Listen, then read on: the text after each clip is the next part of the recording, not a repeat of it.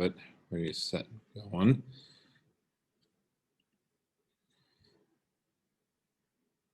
All right.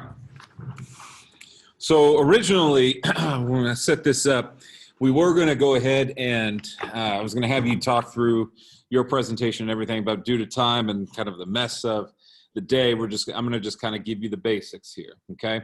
So when I talk about cell theory and cell history, one of the key things for you to know, dates are not important. Okay. In this particular case, dates I can Google. I'm not concerned about it. What I do want you to be able to walk out of here knowing is those individuals I'm going to present and their main contribution to coming up with the cell theory. So remind yourself that when we talk about cell theory, it is this, that any living organism has to be made up of one or more cells, and that cells are the basic unit of life. They're considered to be the smallest unit of life, and they all contain some form of heredity to them in the form of DNA or RNA, which controls the traits.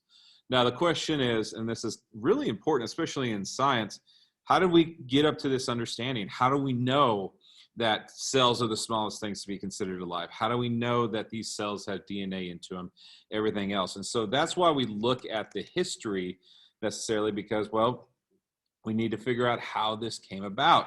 So our first one is going to be that of Robert Hooke. All right, so we're talking about the 1665, and this is a gentleman who, like a lot of other scientists at the time, they just started exploring. All right, they kind of make observations, look to see what is something interesting.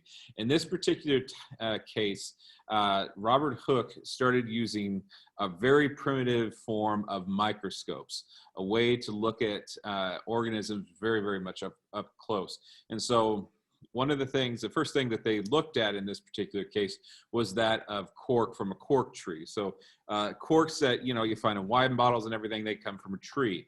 And so they are made up of cells, just like all other living tissue. Well, up to this point, there really wasn't an idea of anything that small being the cell. And when he observed this underneath the microscope, what he noticed is that at a very, very small piece of it, you can see repeating patterns of these. It looked like he called them cells. He gave the name based on what reminded him as a monastery where the monks lived, and room after room after room right next to each other in kind of an organized manner, which in this case we know would be tissues. It reminded him of their rooms, or aka cells. Okay, and so that's where we get the name cells derived from. And he saw this not only in cork tissue, but many other types of tissue. So at this point in the mid 1600s, we knew that there were smaller things that the regular eye cannot see. Now, if we go to the next one, we have to go almost 200 years, okay, 150 to 200 years to really start getting into the main parts of this cell theory. And so really at that time, obviously within that 150 years, technology has gotten better, and so the microscopes are a lot more effective. And so you have three particular individuals, Sheldon, Schwann, and Virchow, that all came together to kind of form the basis of our cell theory, in that Matthias looked at plants and concluded that all plants are made up of these many, many different cells that Robert Hooke was referring to. And then Theodore Schwann saw the same thing with animals. And so from Matthias and Theodore, we have concluded that all living organisms, animals, plants, are made up of these cells, many of them cells. It's not until Virchow came on the scene that he saw our next part of our cell theory, in which cells come from pre-existing cells. We know it today as mitosis and meiosis, but Virchow is the one that concluded and saw that cells just simply don't appear spontaneously, that they come from pre-existing cells, which actually will be very important when we go to Redi and Pasteur. So from this, at the end of the 19th century, we know that organisms are made up of one or more cells. We know that cells are the basic unit of life and considered to be the smallest.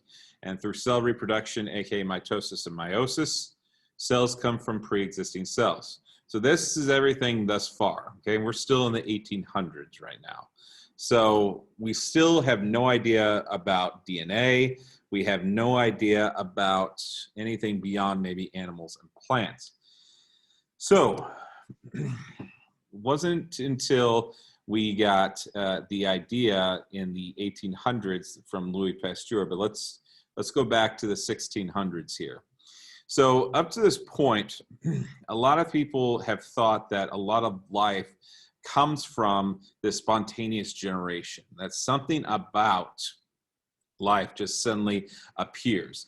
And Francisco Redi did an experiment in which he proved that life isn't just spontaneous, that life comes from life that's already there, essentially. It comes, we know it as cells come from pre-existing cells.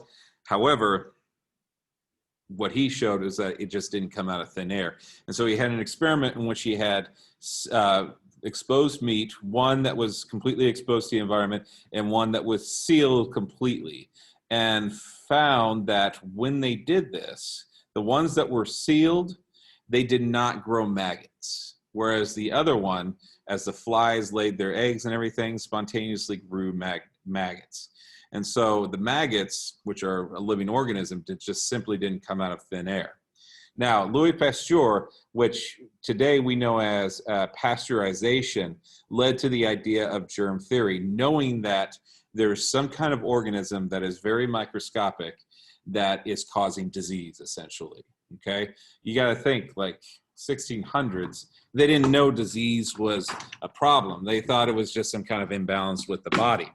Louis Pasteur realized when you have something like bacteria growing, that they come from cells coming from pre-existing cells. So he did an experiment in which he had two groups, one where was not exposed to the environment and one that did. Both were boiled. So technically all the bacteria were essentially destroyed. But one was exposed to the environment and the other one was not. And as a result, the bacteria from the environment contaminated and grew into this particular flask, and this one did not. And this kind of led to the idea of how to essentially store food long term without causing severe sickness. Okay. So for this particular part, the importance of cell theory led to questions about what makes up living and non-living things.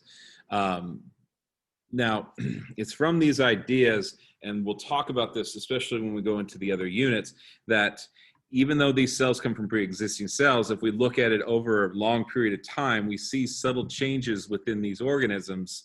And so that leads us from, you know, what we talked about in terms of evolution and natural selection.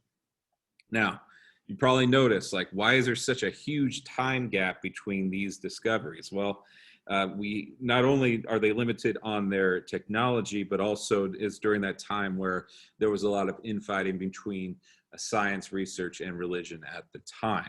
Okay, so kind of keep that in mind on you know, why it took so long basically for these particular for this understanding. A lot of times, you know, if you go way into science history, there's a lot of infighting between scientists as well, and just causes a lot of problems. So it's quite interesting, especially if you get into some of the big history of about all that good stuff. Okay, but that is pretty much what you need to know. Know the individual, how they contributed to the cell theory. Don't worry about the dates. You do not need to remember 1665 or anything. So if I was you, what I would do is I would maybe make online or flashcards and just put some of these main parts to it, okay? And that way you can just recognize the name and how they contributed to it, okay? Where do we find this slide?